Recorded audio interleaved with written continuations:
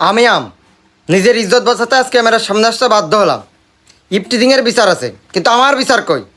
যে পাঁচটা সে আমাকে খেয়ে দিচ্ছে, মানে সবাই মিলে আমাকে খেয়ে দিচ্ছে। এর বিচারটা কোথায়? যেখানে সকাল দুপুর রাতে ভাত খাওয়াতো সেখানে আমাকে খাওয়াচ্ছে না, মানে আমার কি কোনো মান ইজ্জত নাই?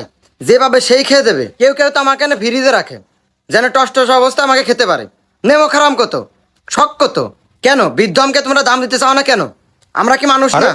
এটা আবার কেমন প্রতিবাদ? কেউ কেউ আবার আমাদের মশলা দিয়ে পর্যন্ত খায়। কেন আমাদেরকে গা জ্বলতে পারে না? আমাদের কি গা নেই? আমরা কি মানুষ? মানে আম না? আবার গাছে একটু শান্তি মতো থাকবো, তাও থাকার কায়দা নেই। ঝাঁকি দেবে, আমাদের নাচাবে, মানে আমাদের নাচতে হবে। কেন আমাদের জীবনে কি কোনো দুঃখ কষ্ট নেই? সবসময় আমাদের নাচতে হবে, আবার ঝড় হলে আমাদের নাচতে হবে। শুধু কি তাই নাকি? কোনো রকম যদি গাছ থেকে একবার পড়েছি, কুড়িয়ে খেয়ে নেবে। আর বাচ্চাদের কথা আর কি বলবো, ওরা পর্যন্ত আমাদের ছাড় দেয় না, ওরা আমাদের খেয়ে দেয়। তাই আমরা সরকারের কাছে জোর দাবি জানাচ্ছি, নারী নির্যাতন দমন আইন চালু করার পাশাপাশি আম নির্যাতন দমন আইন চালু করুন। আমাদের শান্তিতে থাকতে দিন, আমাদের শান্তিতে বাঁচতে দিন। জয় আম।